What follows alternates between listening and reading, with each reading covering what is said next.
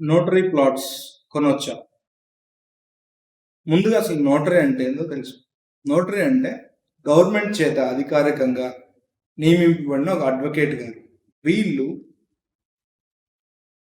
ఆ ప్లాట్‌ని కానీ, ఆ డీడ్‌ని కానీ గుర్తించి, ఆమోదించి ఒక పత్రాన్ని ఇస్తారు. దాన్ని నోటరీ ల్యాండ్ అంటారు. అంటే ఒక ఓనర్ ఉన్నాడు. అతనికి ఎటువంటి రిజిస్ట్రేషన్ అయ్యలేదు. అది ఎప్పటి నుండో వాళ్ళే ఉంటున్నారు అక్కడ.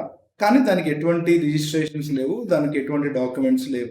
అయితే అలాంటి వాటికి అతను వెళ్ళి లాయర్ దగ్గరికి ఇది దీంట్లో నేనే ఉంటున్నాను, దీనికి సాక్షి కూడా నేనే అని చెప్పేసి ఒక పత్రం రాసి ఇస్తే అది లాయర్ గారు దాన్ని ఆమోదించి, దాన్ని గుర్తించి, దాని కోసం వెరిఫై చేసి ఇది ఇతనేనా లేదా అన్నది కొన్ని డాక్యుమెంట్స్ అంటే రేషన్ కార్డు కానీ వాళ్ళు ఎప్పటి నుండి ఉంటున్నారో చూసుకొని పవర్ బిల్స్ కానీ ఇవన్నీ మిగిలినవన్నీ చూసుకొని అతను నోటరీ డాక్యుమెంట్ అనేది ఇస్తారు. ఈ నోటరీ ల్యాండ్స్కి రిజిస్ట్రేషన్స్ అవుతాయి అంటే రిజిస్ట్రేషన్స్ అవ్వవు. ఆ నోటరీ ల్యాండ్ని ఎవరైనా పర్చేస్ చేసేటప్పుడు వాటికి రిజిస్ట్రేషన్స్ అనేది ఉండదు. ఓన్లీ నోటరీ డాక్యుమెంట్ అనేది ఉంటుంది. నోటరీ లాయర్ ఎవరైతే ఉన్నారో అతను ఇచ్చిన డాక్యుమెంట్ ఉంటుంది. దానికి లోన్స్ ఏమైనా వస్తాయంటే కూడా రావు. ఎనీ టైం గవర్నమెంట్ ఎప్పుడైనా సరే ఆ నోటరీ ల్యాండ్స్ని బ్యాకప్ చేసుకోవచ్చు.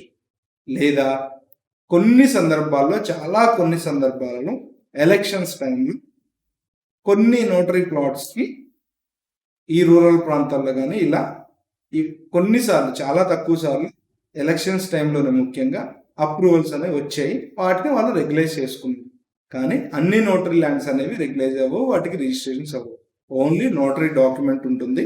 ఎవరైనా కొనుక్కోవాలనుకుంటే వాళ్ళ మీద పూర్తి నమ్మకంతో వాళ్ళు ఎటువంటి అది జరిగినా భరించగలము అనుకొని మాదే బాధ్యత అని చెప్పేసి తీసుకోవడం తప్పితే దానికి ఎటువంటి లీగల్ రైట్స్ కానీ ఎటువంటి ఆధారాలు కానీ ఏమి ఇది కంప్లీట్గా తీసుకునే వాళ్ళు ఆలోచించి తీసుకోవాలి. ఇది నోటరీ ల్యాండ్స్ కోసం ఇచ్చిన ఇన్ఫర్మేషన్. దీనికి సంబంధించిన డౌట్స్ ఏమైనా మీకుంటే కింద దయచేసి తెలియజేయండి. మేము దానికి రిప్లై ఇస్తాం.